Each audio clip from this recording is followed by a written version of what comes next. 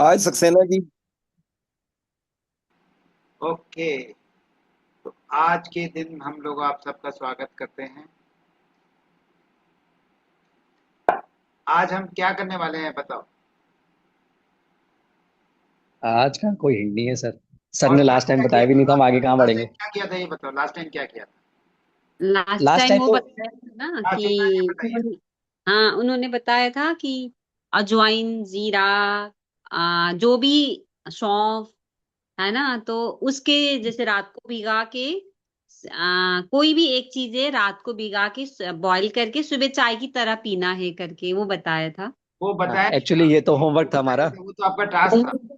हाँ, अब वो तो कैसे हमारा होमवर्क वो था तो वो। टास्क वो था आपका। मेन वो आपको करके आपका एक्सपीरियंस बताना था। बताया क्या? यस। आइडेंटिफिकेशन ऑफ प्रकृति था हमारा ना, जो हाँ, लास्ट बात इसी मेन टॉपिक टॉपिक जो पे चला था हमारा। है ना। हम्म। ये बताया था कि कैसे आप पहचानोगे कि कौन आदमी पतला है तो उसमें कौन सी हम्म। प्रकृति है, कोई मोटा है उसका कैसा है। ये सब बातें सबके बारे में बताया। आइडेंटिफिकेशन ऑफ प्रकृति और उसके attributes. Right. Yes, yes, yes. तो अनुभव जी आप थोड़ा सा इसको करो, हाईलाइट करो थोड़ा सा। हाँ, तो लास्ट क्लास में मतलब डॉक्टर साहब ने हमसे यही डिस्कस करा था, कैसे बर्थ के बेसिस पे हम सब अपना प्रकृति को आइडेंटिफाई कर सकते हैं।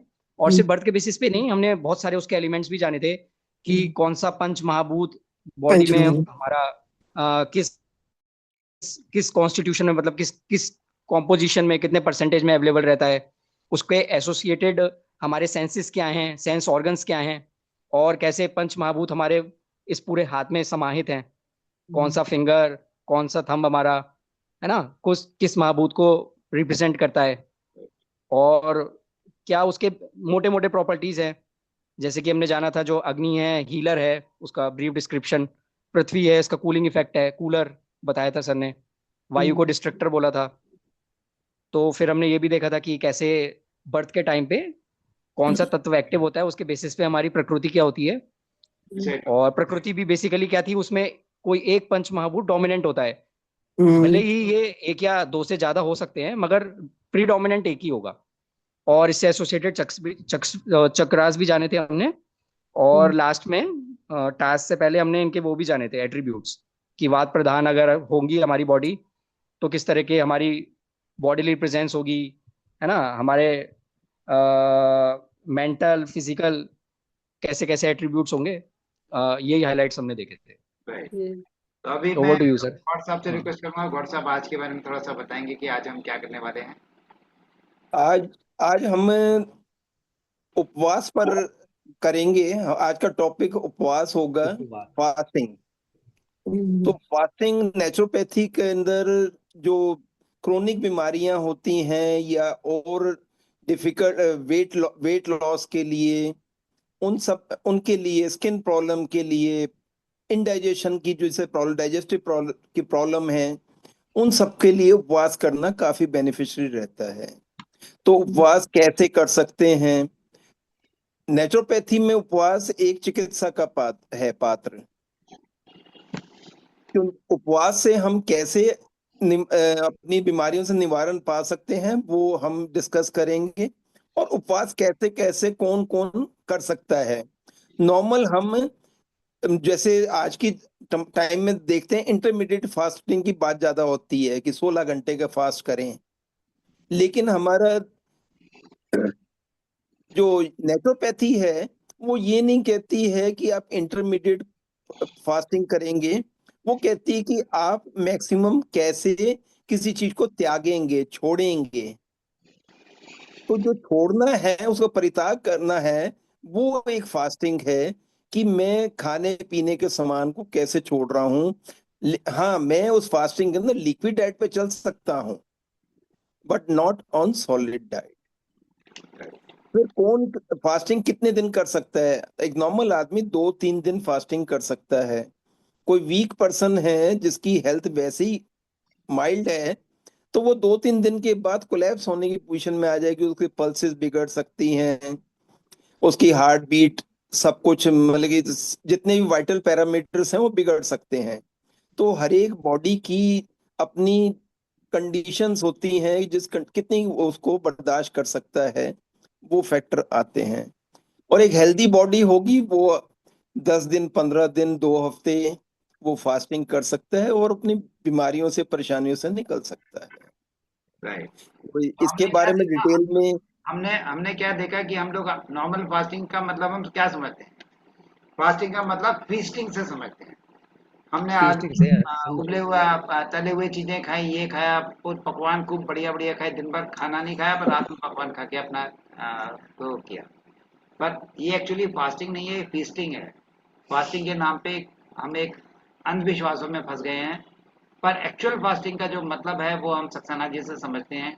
फास्टिंग कब करना है, कैसे करना है, कितना करना है, और फास्टिंग के भी पूरे अपने नियम और कानून है जिसके हिसाब से हमें फास्टिंग करना चाहिए, कितना फास्टिंग करना चाहिए, कब करना चाहिए, फास्टिंग में क्या खाना चाहिए, क्या नहीं खाना चाहिए, और कैसे फास्टिंग को ब्रेक करना चाहिए, ये भी हमें को इम्पोर्टेंट है हमारे लिए। फास्टिंग का मतलब जो हमारे आजकल की मॉडर्न लैंग्वेज में समझते हैं डिटॉक्सिफिकेशन, है ना। तो डिटॉक्सिफिकेशन के लिए हम लोग फास्टिंग करते हैं, और ये आजकल जैसे गॉड साहब ने बताया इंटरमीडिएट फास्टिंग पे हम बहुत ज़्यादा आजकल पॉपुलर हो गए। इंटरमीडिएट फास्टिंग, फिर अलग अलग तरह के लोगों का डाइट सिस्टम आ गया है। वो भी इस बात पे वो विश्वास करते हैं कि इतने बजे खाओ, इतने बजे मत खाओ, इतना गैप आपका 12 घंटे 10 घंटे अपना सब रखो। तो हम इन सब के ऊपर हम उलझन में आ जाते हैं कि क्या करें। तो सक्सेना जी से रिक्वेस्ट करते हैं, सक्सेना जी आप इसके बारे में थोड़ा गाइड करेंगे।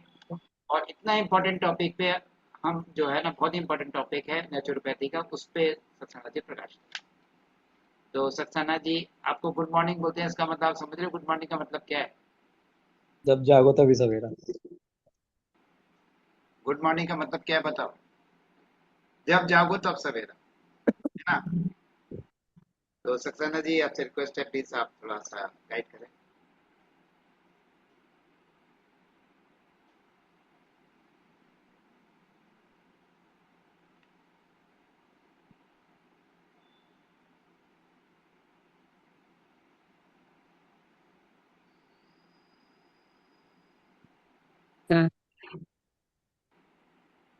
आप लोग मुझे देख पा रहे हैं और सुन पा रहे हैं? आपको जी, लगी? नमस्ते डॉक्टर साहब। नमस्ते सबों को। तो पहला है मेरा सत श्री अकाल, copy to all. Saxena ji थोड़ा ठीक करना पड़ेगा आपका, वो टेढ़ा दिख रहा है अभी। आज एक नया शब्द के साथ आप सब लोगों का स्वागत है। जैसा दोनों कोऑर्डिनेटर अभी चर्चा कर रहे थे कि फास्टिंग पे बात करेंगे अपन। सक्सेना जी और व्यू आपका टेढ़ा दिख रहा है, आपको ठीक करना पड़ेगा mobile. Sir auto rotate on कर लीजिए, ऑटो रोटेट से ठीक हो जाएगा। वो ओके। आती ही है मुझे यार, कैसे करते हैं? वो मेरे को स्वाइप सीधा डाउन दिख रहा करिए, है। फोन यूज कर रहे हैं आप? फोन यूज कर रहे हैं? हाँ। यस। फोन से स्वाइप डाउन करिएगा, ऊपर से जो नोटिफिकेशन आते हैं ना, उसको स्वाइप डाउन करिएगा, जो ऑप्शंस आते हैं ना, वाईफाई ब्लूटूथ, वहां पे एक ऑटो रोटेट होगा। आ गया। तो फास्टिंग और फीस्टिंग दोनों के बीच में एक शब्द लग जाता है जिससे दोनों का मतलब बदल जाता है। फास्ट का मतलब खाना नहीं खाना, और फीस्ट का मतलब अच्छे से अच्छा भोजन करना। फास्ट को हम लोग कई तरीके से बोलते हैं। एक बोलते हैं उपवास, अंग्रेजी में फास्ट, हिंदी में उपवास। एक होता है व्रत और एक होता है उपहास। तो उपवास और उपहास में क्या अंतर है? उपहास का मतलब किसी का मजाक उड़ाना, और उपवास का मतलब होता है किसी के समीप बैठना। और व्रत का मतलब क्या होता है कि यू आर संकल्पित कि मुझे ये काम करना है। तो हमारे यहाँ हिंदी में जो शब्दों का इस्तेमाल होता है, तो उन शब्दों की व्याख्या इस तरह से है कि अगर आप व्रत बोलते हैं तो मतलब आपने संकल्प लिया है कि मुझको आज पूरा करना है। उपवास किया है तो इसका मतलब हमें समीप बैठना है। समीप किसके बैठना है? हम किसके समीप बैठ रहे हैं? क्या भगवान के या अपने खुद के। आप के? अच्छा।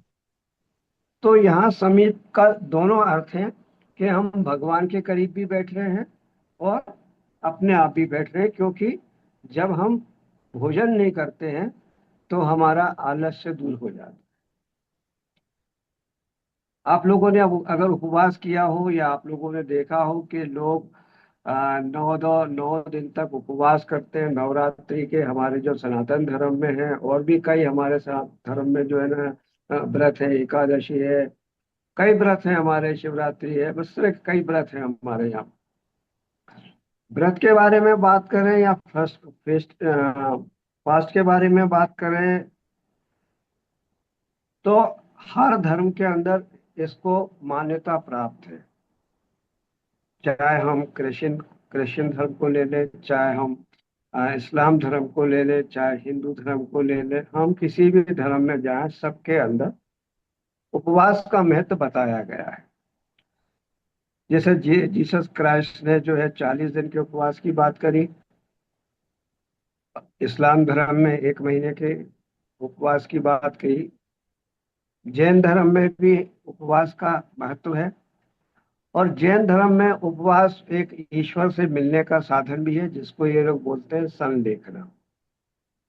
संलेखना भी एक प्रोसीजर है जैन धर्म में, जैनिज्म में।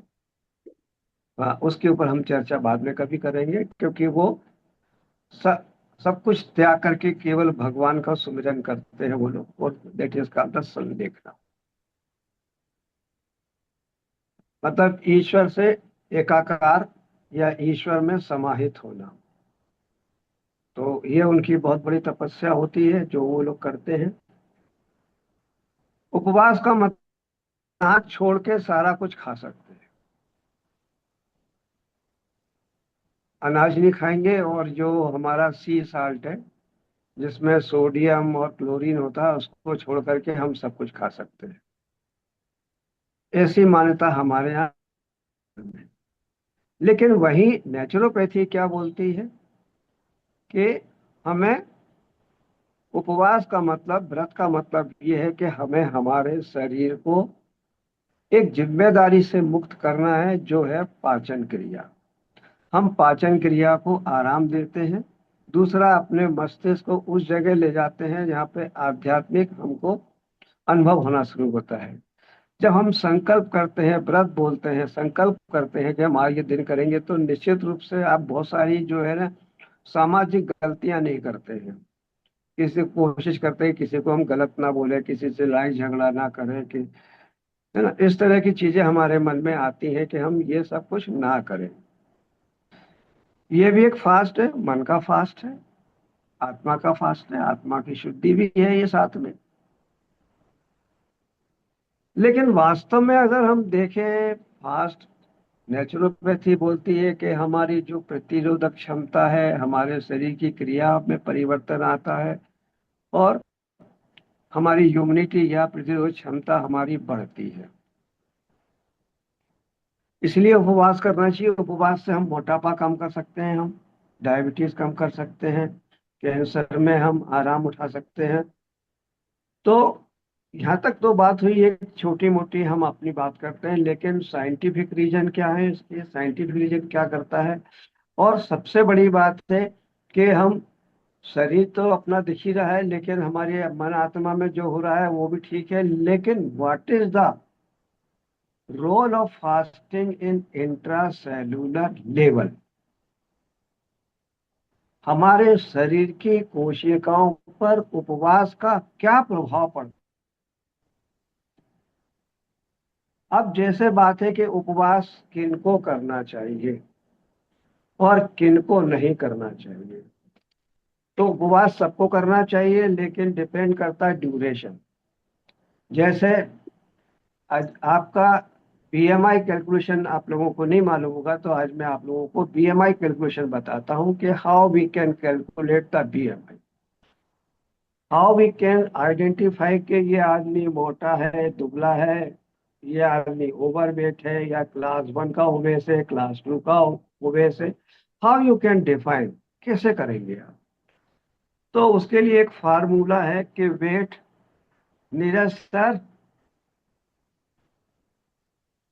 नीरज सर हैं? हाँ जी, यहीं पर ही हूँ। चलिए एक्सप्लेन करिए, how we can calculate the BMI? You are the oldest student sir. The BMI. weight upon height in weight upon height in weight in नहीं kg, weight in kg upon height in meter, square metre. square meter. हाँ हाँ, right. आप लोग बताइए आप लोगों का कितना सेंटीमीटर में हाइट है, एंड अपना अपना आप खुद कैलकुलेट करिए और वेट बताइए। I will explain how you can calculate.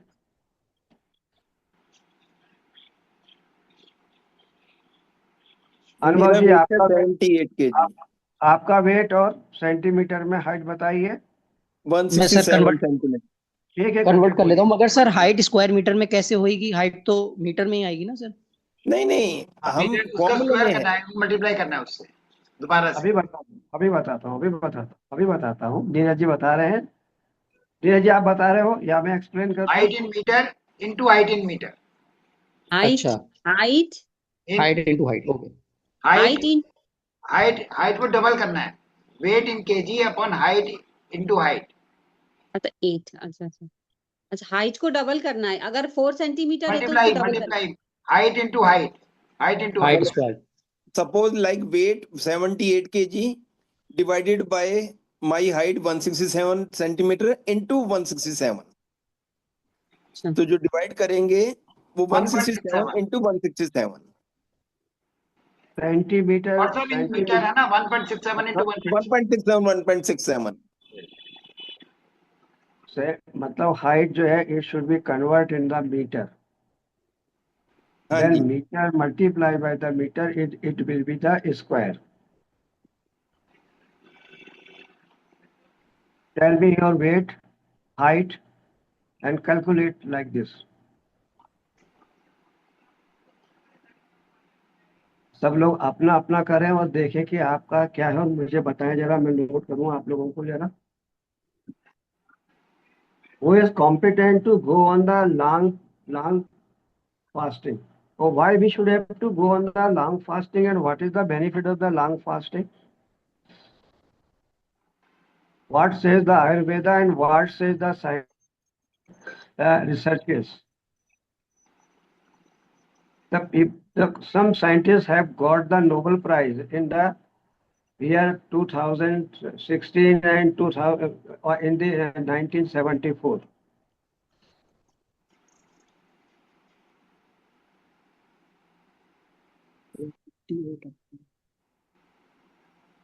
Can you calculate? Divided by, मतलब height into weight divided by. Tell me your height in centimeter. मेरे 4 सेंटीमीटर, 4 सेंटीमीटर, कितना? 4 4। 4 centimeter? What are you telling me? अच्छा नहीं, 4, कितना feet कितना Your कितना feet height, what is your height? Tell me your height. What is your height? 5 feet 4 inch है ना, suppose 5 feet 5 inch. Feet feet feet 4 feet. Height आपका 4 feet ज्यादा है आपका। नहीं उतना ही होगा, अरे थोड़ा सा 5 ज्यादा। फीट से ऊपर है आपका, 5 फीट 4 इंच से ऊपर होगा। 5 नहीं, 4 आई थिंक। नीरज जी आप इसका जो इनका 10 के ऊपर, हम जो गेहूं खाते हैं उसके अंदर होता है ग्लूटीन। हम जो खाना खाते हैं आज की तारीख में, हमारी रसोई तो पहले बनी किचन और किचन से अब बन गई वो, उसका इंटर क्या होता है वो, इंडस्ट्रियलाइजेशन हो गया, औद्योगिकरण हो गया। अब हमको जरूरत नहीं है खाना बनाने की। अब तो जो घर की हमारी है ना महालक्ष्मी है, वो भी बोल देती है कि घर में खाना खाने से अच्छा कोई फायदा नहीं है, क्योंकि देश की इकोनॉमी में कोई अंतर नहीं आता।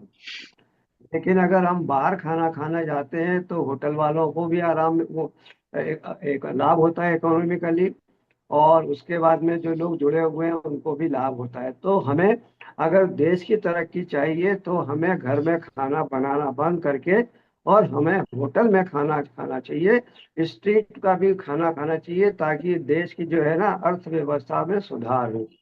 अर्थव्यवस्था सुधारने के लिए आपके पास एक चीज और है कि आप अगर ड्रिंक करते हैं तो उसमें और भी लोगों को बहुत लाभ होता है और देश की अर्थव्यवस्था में भी बहुत लाभ होता है। लेकिन इसके साथ ही एक बात होती है कि अर्थव्यवस्था तो सुधरती है, लेकिन आपकी अर्थव्यवस्था जो है ना वो बेपटरी हो जाती है, डिरेल हो जाती है, और आप बीमार हो जाते हैं। जो आप कमाते हैं वो डॉक्टर को देते हैं, क्योंकि आप समस्या अपने लिए उत्पन्न करते हैं और समाधान डॉक्टर से मांगते हैं, तो आपको फाइनेंशियल भी लॉस होता है। शरीर की तो खैर वो कोई बात नहीं है, बाद में रिकवर हो जाएगा, आ जाएगा, ठीक हो जाएगा। हम बराबर वेट बढ़ा लेंगे, नहीं बढ़ेगा तो कोई दिक्कत नहीं है, कम वेट में भी आदमी जिंदा रहता है। तो हम जो भोजन खाते हैं उसका जो डिपोजिशन है that is called the toxin. तो टॉक्सिन क्या करता है?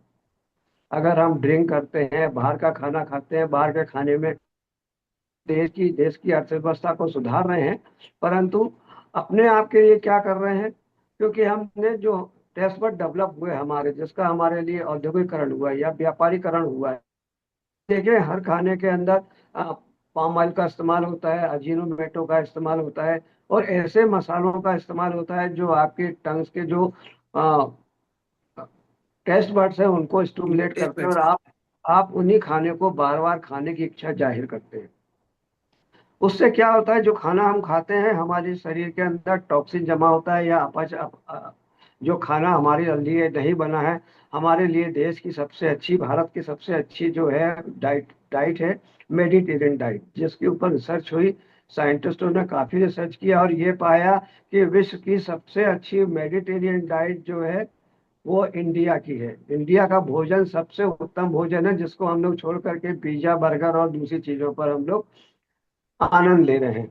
तो यहाँ पे एक बात है कि अगर हम वेजिटेरियन डाइट, यानी जो हमारे पूर्वजों की जो डाइट थी, जो हमारे एंसेस्टर्स की डाइट थी, जो हमें पहले से खिलाई गई बचपन में, तो हम किचन छोड़ के अगर हम रसोई बनाते हैं तो निश्चित रूप से हम अपने आप को स्वस्थ रख सकते हैं।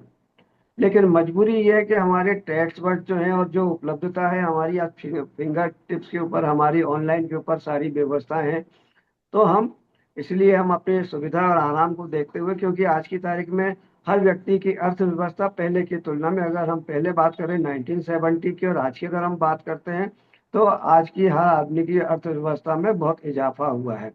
आज आदमी के अंदर जो परचेजिंग पावर है वो इम्प्रूव हुआ है। तो जब परचेजिंग पावर इम्प्रूव हुआ है तो हम लोग जिंदा हैं आनंद लेने के लिए, हम जिंदा हैं खाना खाने के लिए। हम इसलिए जिंदा नहीं है कि हमें जो जरूरत है वो खाएं, हम जिंदा इसलिए हैं कि हमारा मन क्या कहता है हम वो खाएं, वो रुचिकर है, वो होना चाहिए। स्वास्थ्यवर्धक है या नहीं, ये हमारी बात दूसरी है। हमारे पास टाइम वैसे भी नहीं है कि हम अपने आप को समय दे सके। तो लेकिन अब आपने नहीं दिया समय, कोई बात नहीं है, आपकी बॉडी को आपने एक बार दो बार वो आपकी बॉडी बॉडी बॉडी माफ करती है। लेकिन जब आप निरंतर उसी भोजन पे आप जाते हैं तो आपकी बॉडी में टॉक्सिन का एक्युमुलेशन होता है। और टॉक्सिन क्या आपकी कोशिका level, that is called the cellular level के ऊपर, दे क्रिएट द इन्फ्लामेशन। तो long term inflammation also create the oxidative stress, and oxidative stress and inflammation also जो है तो crucial cause for the development of the diabetes and the cancer and the CVD, मतलब cardiovascular diseases and hypertension and degenerative diseases and the rheumatoid arthritis and etc etc। तो अगर हम fast नहीं करें और रोज खाते रहें तो हमारी बॉडी के अंदर ये एक्युमुलेशन होगा, और हमारे जो कदम हैं वो निश्चित रूप से हम बीमारी को अपने कदम दिन पे दिन बढ़ाते जा रहे हैं। इसीलिए हमारे यहाँ बोला गया है कि उपवास करना, हफ्ते में एक दिन का तो उपवास कर लो। लेकिन उसका भी हमारे पास टाइम नहीं है, कि हमारे अंदर क्रेविंग इतनी हो गई है कि हम उपवास करने का सोच भी नहीं सकते अब तो। पहले के लोग कर लेते थे लेकिन अब तो नहीं कर सकते। अगर हम सोचेंगे उपवास करेंगे तो इतनी क्रेविंग होगी हमको कि हमारा संकल्प टूट जाएगा, और हो सकता है धोखे से हम जो कभी नहीं खाते वो खा जाए, तो बाद में याद आए कि हमारा तो उपवास था। तो उपवास के लिए हमें संकल्प लेना बहुत जरूरी है। हम संकल्पित करें अपने आप को, बिल्कुल मन में धारणा रखें कि आज मेरा उपवास है, मुझे आज ये नहीं करना, मुझे वो नहीं करना, एक कागज पर लिख करके करें तो हो सकता है फास्ट दो तरीके के होते हैं, एक तो इंटरमिटेंट फास्टिंग और एक होता है पीरियोडिक। ये दोनों उपवास क्या करते हैं कि हमारे जो मेटाबॉलिक है, मेटाबॉलिक मतलब चयापचय या हमारा खाना उसको यूटिलाइज करना, जिसको बोलते हैं मेटाबॉलिक मेडिकल साइंस में। तो हमारा जो मेटाबॉलिक स्विच है उसको ऑन ऑफ करता है। जब हम मेटाबॉलिक स्विच को ऑफ करते हैं तो हमारा जो ऑक्सीडेटिव स्ट्रेस है वो रिड्यूस होता है, क्योंकि होता ही नहीं, हम खाना नहीं खा रहे हैं तो पचाने को कुछ है ही नहीं, लेकिन जो है उसको ही पचाएगा। ठीक है। अच्छा, सबसे बड़ी बात है हमारी कि अगर हम फास्टिंग करते हैं तो हम एजिंग को डिले कर सकते हैं। एजिंग डिले करना है तो should go on the regular fasting, intermittent fasting. Intermittent fasting का मतलब क्या हुआ? 16 hours fasting. What is the means of 16 hours? कि अगर हमने शाम को 7 बजे खाना खाया है और रात को हम सिवा पानी के अलावा कोई चीज नहीं लेते हैं, सवेरे 7 बजे तक 12 घंटे हुए और दिन के 11 बजे तक अगर हम पानी पे रहते हैं, ठीक है, तो वो हुए 16 घंटे। 16 घंटे अगर हम लोग मतलब हमें 11 बजे के बाद हमें कुछ भी ग्रहण करना चाहिए। That is called the intermittent fasting. 11 बजे हमने खाना खाया, उसके बाद हमारी दूसरी विंडो जो होगी हमारी, वो होगी शाम को सूर्यास्त के पहले या 7 बजे। तो हमारी ईटिंग विंडो केवल 8 आवर्स की रहेगी। अब 24 आवर्स में से माइनस अगर हम 8 आवर्स विंडो को, ईटिंग विंडो को करते हैं, तो that is called the 16 hour fasting. 16 hour fasting जो है also improve our the human system. उसको भी इम्प्रूव करता है, हमारी प्रतिरोध क्षमता को इम्प्रूव करता है। गैस होती है, एसिडिटी होती है, अपच होता है, इंडाइजेशन होता है, उसमें भी आराम देता है, क्योंकि हम फास्टिंग पे हैं। वैसे भी क्या है, जो टाइम होता है सवेरे का, हमारा जो लीवर है, हमारा जो बॉडी है, वो 3 बजे के बाद से सफाई के अभियान में लगती है।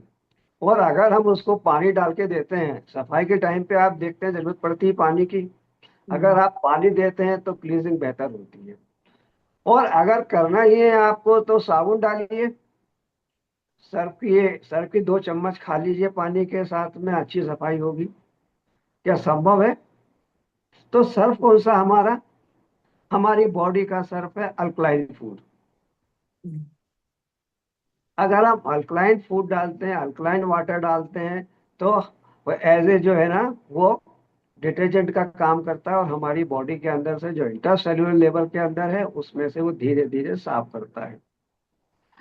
डीप क्लीजिंग में जाने के लिए हमारा है, लेकिन हम यहाँ पे अब पीरियडिक में है, तो पीरियडिक हम कितना दिन कर रहे हैं डिपेंड करता है कि आपका लक्ष्य क्या है, आप कितने दिन फास्ट करना चाहते हैं और कितने दिन आप कर सकते हैं।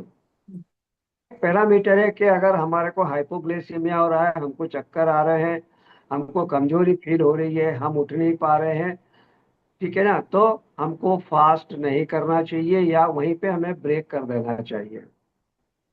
अगर ये सिम्टम आए तो हमें कोई भी मीठी चीज, हमें शक्कर या वो हमें खा लेना चाहिए और हमें आराम से बिस्तर पर बैठ करके इंतजार करना चाहिए कि हमारी मतलब जो चक्कर आना है, जो हमारा हाइपोग्लाइसीमिया है या जो सिम्टम आ रहे हैं वो हमारे ठीक हुए या नहीं। जब तक ठीक ना हो जब तक आप आराम से बैठे, क्योंकि हाइपोग्लाइसीमिया शुगर का एकदम कम होना आपको अ, इसका बहुत बड़ा हैजार्ड है।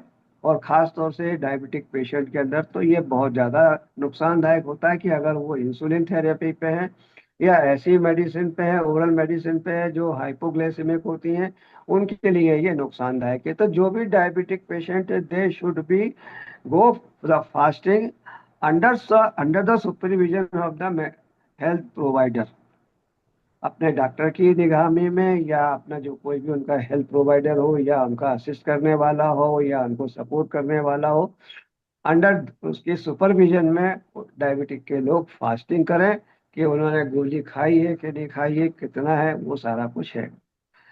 इसके बिना फास्ट उनको नहीं करना चाहिए जो डायबिटिक है।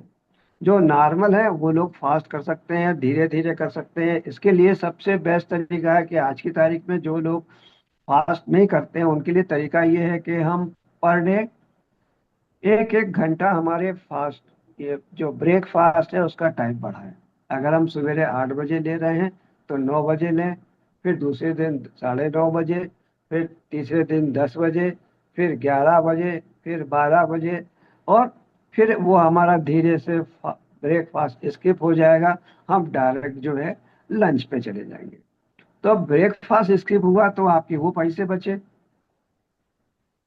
उसके बाद में सबसे ज्यादा फायदा क्या हुआ कि जो आपने रात को खाना खाया था, आप सोच के देखिए कि रात को आप जो खाना खाते हैं 7 बजे के बाद, 8 बजे, 9 बजे, अच्छा आजकल तो कल्चर हो गया है कि जितना लेट खाना खाओ उतना हम लोग पढ़े लिखे और समझदार समझते हैं अपने आप को। तो लेकिन जो लोग जल्दी खाना खा लेते हैं, जैसे जैन समाज में है या और भी लोग हैं जो नेचुरोपैथी को फॉलो करते हैं, वो अगर रात शाम को सूरज के समय या सूरज के साथ 1 घंटे के अंदर 7 बजे तक, 7:30 बजे तक अगर लोग, जो लोग अपना डिनर फिनिश कर लेते हैं, तो वो लोग थोड़े से कम पढ़े लिखों की श्रेणी में आते हैं, वो नॉन सोशल में आते हैं। क्योंकि जितने भी सोशल या सोसाइटी के जो वर्क होते हैं, शादी का फंक्शन है या और भी कार्यक्रम है, तो बर्थडे है, कोई भी है, उसमें खाना अक्सर 9 बजे के बाद ही मिलता है। लोग इकट्ठे होते हैं, 9 बजे के बाद खाना खाते हैं। तो आप कल्पना करिए कि 9 बजे आपने खाना खाया और आके आप सो गए, आपका फूड का क्या यूटिलाइजेशन हुआ? There is no utilization of the food. वो आपके पास पड़ा हुआ है आपके पास, और सवेरा हुआ और आपने सवेरे जैसी नींद खुली आपकी और आपने सबसे पहले चाय पी, और चाय के साथ में, और अब बड़ा अच्छा रिवाज है कि हमको टोस्ट चाहिए या बिस्किट चाहिए, बिना उसके हम जो है ना टी नहीं पी सकते। और सबसे अच्छी बात आज की तारीख में, जो जो ज्यादा hardly they are educated, they are using the bed tea. वो बिस्तर से जब तक नहीं उतरेंगे जब तक उनको बेड टी ना मिल जाए। और कुछ लोग बैटरी के साथ में ही जो शुगर फ्री बिस्किट आते हैं वो लेना शुरू कर देते हैं। उसके बाद जैसे ही वो मतलब हुए फ्रेश व्रेश, वो नहा धो करके आए तो ब्रेकफास्ट चाहिए 8 बजे, क्योंकि 9 बजे 10 बजे उनको ऑफिस जाना है, तो 9 बजे तक वो खाना मतलब ब्रेकफास्ट करके तैयार हो जाते हैं और ऑफिस के लिए निकल लेते हैं, क्योंकि दूरी भी साथ में है। तो ब्रेकफास्ट हमारा जो है वो, आप देखिए कि आपके पास समय कितना है। आपने 9 बजे खाना खाया, 10 बजे खाया, तो आपको कितने घंटे हुए? सवेरे 9 बजे आपके 12 घंटे होते हैं, लेकिन आपने सवेरे 8 बजे, आपने सवेरे आपने 7 बजे, 8 बजे आपने चाय बिस्कुट ले लिया, एक एक इनटेक हुआ आपका। दूसरा आपका जो है ना, 9 बजे आपने फिर ब्रेकफास्ट कर लिया, तो फिर एक इनटेक बढ़ गया आपका। तो क्या आपकी बॉडी यूटिलाइज कर रही है? आप कभी सोचा है आपने? आप तो डाल रहे हैं, आपका शरीर है, किसी और का तो नहीं है। और शरीर है, इसको जितना चाहिए उतना दीजिए ना, आपके टेस्ट बट के हिसाब से या आप टाइम बाउंड के हिसाब से कि नहीं साहब मुझे 8 बजे ब्रेकफास्ट करना है, मुझे 11 बजे लंच करना है, मुझे 3 बजे हाई टी पीना है, मुझे समोसे भी खाना है, बीच में कचौरी खाना है, और उसके बाद रात को शाम को फिर एक बार मुझे कुछ लेना है क्योंकि मेरे हस्बैंड लौट के आ रहे हैं, या हस्बैंड ऑफिस से आया तो उसको वाइफ के साथ चाय पीना है। तो ये भी एक रिवाज है हमारे यहाँ पढ़े लिखों में, एडवांस जो कल्चर है उसके अंदर ये भी रिवाज है। अच्छा, एक रिवाज ये भी कि हम पानी जितना कम पिए उतना अच्छा है, क्योंकि इसकी जगह हमको जब भी थकान या कुछ लगती है तो हमारे लिए सबसे बढ़िया चीज है कोको कोला है, पेप्सी है, नींबू पानी है, ये आज की तारीख में बाजार में मिलते हैं। और डर के आगे जीत है, स्प्राइट मिलता है आपको, तो आप आराम से अपने आप को डर से बचाने के लिए आप स्प्राइट पी सकते हैं। लेकिन आपको मालूम है एक गिलास के अंदर लगभग 80 ग्राम शुगर होती है। एक्सेस शुगर जो है वो आपको एकदम रिवार्ड करती है, ब्रेन को एक सिग्नल आता है और हैप्पी हार्मोन रिलीज होता है। हैप्पी हार्मोन रिलीज होता है, आपको बड़ा अच्छा लगता है कि आपने कोल्ड ड्रिंक लिया जो हाई शुगर, बढ़ा हुआ हाई शुगर का था, आपको बड़ा, क्योंकि उसके अंदर आपको जैसे ही पीते हैं आपका ब्रेन जो है एक हार्मोन रिलीज करता है और उससे आपको लगता है कि रिवार्ड हुआ, वो अपने आप को शाबाशी देता है और आपको बहुत अच्छा लगता है। लेकिन 1-2 घंटे के बाद वही आपको वापस फिर वही थकान, वही आपको इरिटेशन, वही आपको शुरू होता है, फिर आप कुछ ना कुछ आपको चाहिए। तो इससे बेहतर है कि हम ये कोको कोला, पेप्सी, डर के आगे जीत, स्प्राइट वगैरह जैसे ड्रिंकों को ना पीकर अगर हम खाली पानी पीते हैं, शुद्ध पानी, और अगर उसके अंदर हम नींबू पानी पीते हैं तो हमारे डाइजेशन को इम्प्रूव करता है, हमारी बॉडी के लिए बेनिफिशियल है। और वाटर इनटेक जो है हमारी बॉडी के लिए बहुत नेसेसरी, क्योंकि बहुत सारे कामों के लिए वाटर का होना बहुत जरूरी है। बिना पानी के हमारे शरीर में टॉक्सिन डिपॉजिशन ज्यादा होगा और देखेंगे आप कुछ लोगों में किडनी की डिसीज होती है, उनको किडनी के अंदर स्टोन होता है, जो कैल्शियम ऑक्सलेट डिपॉजिट होता है, क्योंकि due to the deficiency of the water. और यहाँ पे हम बात कर रहे हैं डायबिटीज की, तो जब आपका imbalance between the demand and supply is equal two diabetes, hyperglycaemia.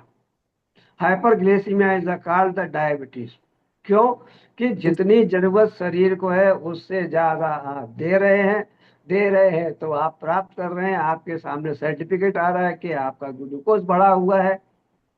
Insulin बेचारा काम ही नहीं कर पा रहा, क्योंकि आप उसको फ्रिक्वेंटली दे रहे हैं और इतना दे रहे हैं जितने की उसको आवश्यकता नहीं है। और धीरे धीरे भगवान की कृपा से खाते पीते घर के लोगों का वजन बढ़ता है, कमर का घेरा बढ़ता है, और चेहरे के अंदर एक सुंदरता आती है। क्योंकि मतलब और घर वाले बहुत खुश होते हैं कि देखो आप मतलब खाया पिया अंग लग रहा है, और बोलते हैं भी कि भैया खाओ पियो, जो वही संग जाएगा, बाकी सब तो व्यर्थ है। तो जितना आप खाते हैं जो आपके शरीर के लिए आवश्यक नहीं है, वो आप बीमारी को प्राप्त करते हो। एक ब्याज में आपको ये मिलती है, और इसका परिणाम आपको आपको भुगतना पड़ता है। डायबिटीज के अंदर इतनी सारी कॉम्प्लिकेशन है कि नेफ्रोपैथी मतलब किडनी की बीमारी होना, रेटिनोपैथी यानी आंखें खराब होना, उसके बाद में नीरो डिजेनरेटिव न्यूरोपैथी मतलब आपके पैरों में सेंसेशन का खत्म होना। पैरों में सेंसेशन खत्म होगा तो आपको चोट नहीं पड़ेगा, तो that is called the food diabetic. और उसको भी अगर आपने नेगलेक्ट किया तो it will be convert in the gangrene. और कुछ ज्यादा नहीं होगा, अगर गैंग्रीन हो गया तो कुछ नहीं होगा, आपको आपका इम्पोर्टेशन होगा, बस वो अंग काट के अलग कर दिया जाएगा, इससे ज्यादा कुछ नहीं होगा। लेकिन आप खाने पीने में मतलब कंजूसी ना करें, खाते पीते रहें, भले ही पैर कट जाए या कोई भी हमारा ऑर्गन जो है इम्पोर्टेशन हो जाए, कोई दिक्कत नहीं है। तो हमें यहाँ ध्यान रखना ये चाहिए कि क्या हमारे लिए बीमारी से बचने का साधन हमारा भोजन है, या बीमारी बढ़ाने का साधन भोजन है। तो ये सबसे बड़ी चीज यहाँ ध्यान रखने की कि हमें भोजन उतना करना चाहिए जितनी हमारे शरीर को आवश्यकता है। हम उतना खाएं जितने के लिए शरीर को चाहिए। हम उतना ना खाएं कि हम जीने के लिए खा रहे हैं कि खाने के लिए जी रहे हैं। जब भी आप ज्यादा खाएंगे आपके लिए नुकसान करेगा, और यही जो आपका ज्यादा खाना है इसी को बोलते हैं भोजन रोग कारक है।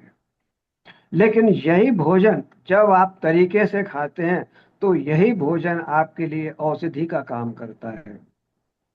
औषधि जो है हमारे यहाँ तीसरी श्रेणी में आती है। प्रथम है आहार, द्वितीय है विहार, और तृतीय है औषधि। औषधि मतलब मजबूरी, औषधि का मतलब प्रायोरिटी नहीं है। लेकिन आज की तारीख में हम लोगों ने प्रायोरिटी पे ले लिया है कि खाएंगे जरूर चाहे भले ही एसिडिटी हो, खाएंगे जरूर चाहे भले ही कुछ भी हो जाए, डॉक्टर बोले उसे गोली खाना पड़े। तो मैं देखता हूँ अक्सर मेरे पास जो पेशेंट आते हैं कि वो अक्सर उनको ना कि मतलब सवेरे उठते ही उनको एक पेंटाप्रोजोल या उनको एंटासिड कोई भी गोली खाना है। वो गोली पहले खाएंगे, उसके बाद वो दिन भर खाना खाएंगे, और बीच में अगर लगा उनको कि एसिडिटी डेवलप हो रही है तो again they are using the pantoprazole या एंटासिड लाइक टाइप गोली। उनको ये नहीं मालूम कि आगे जाकर के जो जो हमारे पीपीआई या एसटी इनहिबिटर्स हैं ये हमारी बॉडी के लिए कितने नुकसानदायक है। तो एक बात है हमारे हिंदुस्तान के आदमी के अंदर या ह्यूमन नेचर के अंदर कि जो होना है होने दो, आप तो खाते रहो। लेकिन यही हमारे लिए बीमारी का कारण है। तो डायबिटीज हो गई आपकी, हार्ट हो गई आपको, रिमेटॉइड आर्थराइटिस हो गई आपकी, न्यूरोडिजेनरेटिव हो गई आपकी। अब हम कब तक उपवास कर सकते हैं आपकी शारीरिक क्षमता के ऊपर डिपेंड करता है। ठीक है। दूसरा, आपका लक्ष्य क्या है? क्या बीमारी को ठीक करना है? साइंटिस्ट बोलते हैं जो हमारी अभी तो रिसर्च हो रही है, हमारी रिसेंट रिसर्च भी हो रही है, इसके पहले भी हमारी रिसर्च हो चुकी है। हमारे जो बुजुर्ग है, हमारे जो अग्रज थे, हमारे जो दादा परदादा थे, उन लोगों ने जो हमको जो भोजन के बारे में बताया है या जो उन्होंने नियम निर्धारण किए हुए हैं, आज की तारीख में साइंटिस्ट या जो साइंटिफिक शोध हैं वो उस बात को साबित करते हैं कि हमारे पूर्वज ने जो हमारे लिए नियम बना है वो पूर्णतः सार्थक और वैज्ञानिक हैं। हम उनको फॉलो ना करके पड़ोसी की बात को मानते हैं। फॉरेन कंट्री की कोई चीज आती है, हम लोग बड़े गर्व से उसको अपनाते हैं, लेकिन हमारे घर की चीज को हम नहीं अपनाते। जैसे सीधी एक बात बोलते हैं ना कि घर की मुर्गी दाल बराबर। हम अपनी बात को मानते ही नहीं है। हमारे जो बुजुर्ग थे, हमारे जो माता पिता थे, हमारे दादा दादी थे, हमारे फोर फादर्स हैं, उन्होंने कितना अनुभव से क्या हमें लिख के दिया है, आज भी वो उतना ही कारगर है। ये वैज्ञानिक बता रहे हैं। हमारे यहाँ पहले भी हमारे लिए डीएनए पे हमारे लोग काम कर चुके हैं, हमारे पूर्वज जो है, लेकिन आज जो डीएनए पे रिसर्च हो रही है वो भी बता इस बात को सिद्ध करती है कि जो पहले बोला गया है वो आज भी सार्थक और सिद्ध होता है। अगर हम कैंसर को ठीक करना चाहते हैं तो we should restrict the protein and the carbohydrate. अगर हम डायबिटीज को ठीक करना चाहते हैं तो we should have to minimise the carbohydrate. We should have to reduce the weight. If you want to reverse your diabetes, you should reverse your आप उसमें अपना रिवर्स अपना वो मोटापा कम करिए, अपना वेट रिड्यूस करिए। आपका जैसे ही आप वेट कम करेंगे, आपका जो वेट है 10% अगर आप रिड्यूस करते हैं या 5% भी आप रिड्यूस करते हैं तो आपके इंसुलिन रेजिस्टेंस में आपके फर्क होता है। अच्छा, क्या बात है, आज तक कोई भी आदमी फास्ट करके क्यों नहीं मरा? जबकि भूखा रहना मतलब भुखमरी में जाना मतलब मरने के समान है। आदमी मर सकता है, ये भी हमारे मन में धारणा होगी। और बिना खाए हम जिंदा रहेंगे, ये भी धारणा होगी। तो कई लोग होते हैं जो 9 दुर्गे के उपास करते हैं या 15 दिन करते हैं। मैं तो कुछ पेशेंटों को 21 दिन का मैंने फास्ट कराया है और दे आर वेरी हैप्पी। और उसके बाद में उनकी एनर्जी इतनी हो गई थी कि 55 साल का आदमी जिसका ऑफिस 4th फ्लोर पर था, he was suffering from the hyper tension. वो चौथी मंजिल पर उसका ऑफिस था, चौथी या पांचवी मंजिल पर लिफ्ट से जाना आना होता था। लेकिन जब वो मेरे ट्रीटमेंट में आया, मैंने 21 दिन उसको फास्ट कराया, तो 15वें दिन वो आदमी जो है ना चौथी और पांचवी मंजिल पे जो है ना बिना सीढ़ी बिना लिफ्ट के गया और उसकी सांस नहीं फूली। दूसरी बात, उसका जो हाइपर टेंशन था जो कभी कम नहीं हो रहा था, वो उसी दवाई से उसका ब्लड प्रेशर नॉर्मल हो गया। तो फास्ट करने से अगर हम अनाज छोड़ते हैं, अब नो ग्रेन नो पेन, सीधी बात है। क्योंकि ग्लूटेन गेहूं के अंदर है तो वो आपका इन्फ्लामेशन बढ़ाएगा। ग्लूटेन जो है नॉन डिग्रेडेबल पर वो है, क्या बोलते हैं, नॉन डिग्रेडेबल है वो पचता नहीं उतना, है ना। उसके साथ में ग्लूटेन जो है दो प्रोटीन और बनाता है, प्रोमोलिन और लेमिन। तो लेमिन और प्रोमिन जो है वो आपके जो स्मॉल इंटेस्टाइन का जो ब्रश बैरियर है उसको तोड़ करके ब्लड में मिक्स हो जाता है, जिसके कारण जो टॉक्सिन अगर आपके ब्लड में मिक्स होते हैं तो आपको इन्फ्लामेशन क्रिएट करते हैं। इसलिए फास्ट करना बहुत जरूरी है। अगर हम फास्ट करते हैं तो हमें ये लाभ होता है। दूसरी बात, फास्टिंग में हमारे पास में लॉन्ग टर्म फास्टिंग है। अगर हम 5 दिन की फास्टिंग करते हैं मतलब 120 घंटे की, तो हमारी बॉडी के अंदर एक सिस्टम होता है, एक स्विच होता है, that is called the autophagy. Autophagy की रिसर्च जो है 1974 में मिला है एक नोबेल पुरस्कार। जो बेल्जियम का एक बायोकेमिस्ट था उसको मिला है। उसने बताया है कि राइजोसोम कैसे काम करता है, उसको एक पुरस्कार मिला। और 2016 में जापान के एक साइंटिस्ट यसुनारा को भी एक मिला है कि ऑटोफेगी कैसे काम करती है। ऑटोफेगी मीन्स द फास्ट कैसे काम करता है। जब हम फास्ट पे जाते हैं तो हमारी बॉडी जो है अंदर का कचरा जो है उसको वो खुद खाती है। दैट ऑटो और फैगी माने खाना। तो ऑटो मतलब स्वतः और फैगी माने खाना। तो हमारे अंदर जो टॉक्सिन डिपॉजिट हैं, जो हमारे खराब सेल हैं, जो हमारे काम नहीं कर रहे हैं, उनको वो खाने का काम शुरू कर देती है। That is called the autophagy. और वो हमें बॉडी को रिजुनोवेट करती है। लेकिन 120 घंटे की फास्टिंग उसके लिए जरूरी है, तभी आपको आनंद आएगा। और उसके आगे की बार आप फास्टिंग करते हैं तो आपको आनंद आएगा। ठीक 9 बज गया है। अब आप लोगों के कोई प्रश्न हो इस संबंध में तो मुझसे पूछें। बाकी और कुछ पूछना हो अगले हफ्ते, कल भी हम इस फास्टिंग के ऊपर चर्चा कर सकते हैं। आप लोगों को और कुछ भी समझना हो फास्टिंग के बारे में, फास्टिंग को कैसे करना चाहिए, अगर आप लोगों का इसमें कोई कंफ्यूजन है तो कल आप मुझसे प्रश्न करके मुझसे पूछ सकते हैं। अभी हमने जो बात किया है इसके ऊपर अगर आपके कोई चीज समझ में नहीं आई हो, उसमें आपका कोई क्वेश्चन हो तो आपका स्वागत है, आप मुझसे पूछ सकते हैं। यथासंभव जितना मेरा ज्ञान है मैं उससे आपको वैज्ञानिक के आधार पर मैं आपको जवाब देने का प्रयास करूंगा।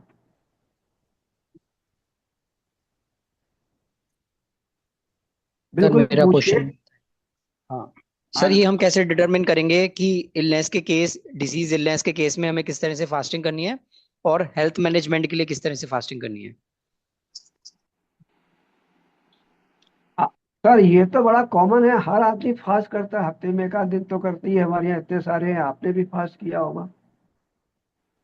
लेकिन डिसीज के लिए हमें फास्ट करना है, एक संकल्प करना है तो उसका फिर प्रोसीजर है कि हमको धीरे धीरे अपनी बॉडी को उस मोड पे ले जाना है जहां हमारी बॉडी के अंदर क्रेविंग क्रिएट ना हो। मैंने पीछे बताया आपको कि धीरे धीरे हमको ब्रेकफास्ट का टाइम बढ़ाना है। आधा घंटा 1 घंटा पर डे आप बढ़ाएंगे तो एक दिन ऐसा होगा कि आपके पास में समय वही बचेगा कि आप सीधे बजाय ब्रेकफास्ट के आप सीधे लंच पे पहुंच लंच पर। जाएंगे। और थोड़ा आगे बढ़ेंगे आप, धीरे धीरे आपकी बॉडी को हैबिचुअल करेंगे तो आपकी बॉडी धीरे धीरे आप डिनर पे पहुंच जाएंगे। और आप धीरे धीरे जाएंगे तो आपका मालूम ये पड़ा कि आपकी थाली में तो भोजन अब है ही नहीं, और आप आनंद से मस्ती के साथ आप अपना जीवन यापन कर रहे होंगे। मैंने अभी विषय बोला था कि कोई भी आदमी आज तक भूखा मर के नहीं मरा फास्ट करके। आप लोग चाहेंगे तो कल भी इसको हम और बढ़ा सकते हैं, और भी हम इसमें साइंटिफिक डेप्थ में जा सकते हैं। ये तो यहाँ तक हो गया, इसके बाद भी और भी है, 10 सेलुलर पे जा सकते हैं हम लोग, और भी जा सकते हैं। कैंसर को ठीक कर सकते हैं हम इसमें, क्योंकि कैंसर की भी है, डायबिटीज भी है, इन सब पे कर जा सकते हैं हम। चलिए श्री जना जी, आपका प्रश्न बताइए, आपको क्या जानना है मुझसे। साक्षी, जैसे मेरे को ना एसिडिटी होती है, तो जैसे मैं ऐसे फास्ट तो रखती हूँ, फिर भी जैसे गैप फ्रूट्स खा लिया, और जनरली फ्रूट्स ही खाती हूँ, और कुट्टू का आटा का रोटी बना के खाया कभी कभी ना, तो इसलिए खाती हूँ कि बहुत भूख लगती है एक्चुअली। तो फिर हेडेक हेडेक हो जाता है अगर नहीं खाई तो।